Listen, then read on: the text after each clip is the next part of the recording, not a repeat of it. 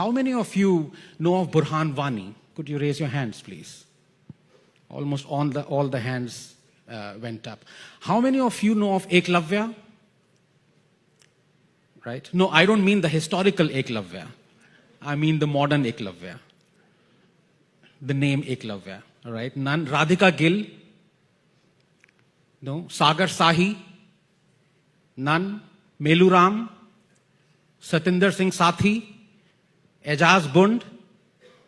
No. So you know of Kashmiris, Burhan Wani, but you don't know of these 5 or 6 Kashmiris. So you do not know that for 70 years, these are the Kashmiris, the Dalits, the Eklavyas, the refugees, the Sikhs, the Gurkhas, whose human rights were brutally trampled upon by the Indian state, the majority, the democratic Indian state for 70 years through Article 370. They could be postgraduates, they are PhDs, but they could only get a job as a sweeper. They were refugees, Hindu refugees who ran from West Pakistan to save their lives, but they were denied citizenship, basic rights.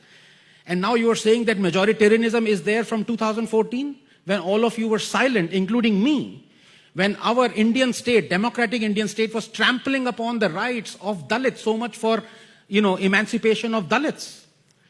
The second example I would like to take is religion. And of course, we know how gladly we accept all the exclusivist nature, the misogyny, the bigotry of religion, amongst all religion.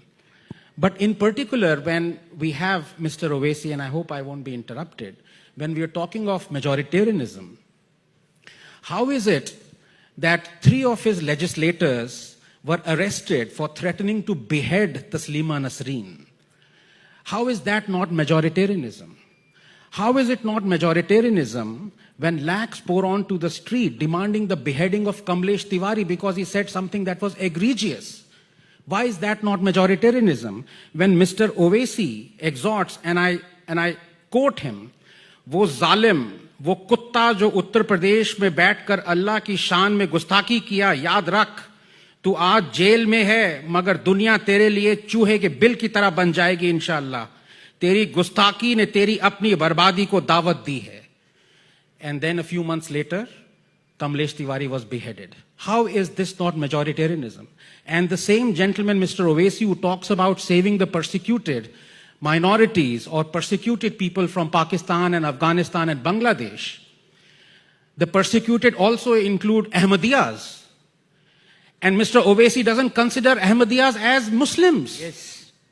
How is it that you have one standard for one minority and the other standard for completely other, persecuted people?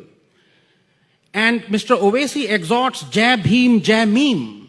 Why is it that when it comes to majoritarianism of the other kind, he is completely silent to more than 50 hate crime Muslim mob attacks on Dalits in the past 1.5 years? Why is it when he talks about Jai Bhim, Jai Meme, he does not even once mention what Dr. Ambedkar said, and I quote, Islam is a closed corporation, and the distinction that it makes between Muslims and non-Muslims is a very real, very positive, and very alienating distinction. The brotherhood of Islam is not the universal brotherhood of man. It is brotherhood of Muslims for Muslims only. There is a fraternity, but its benefit is confined to those within that corporation.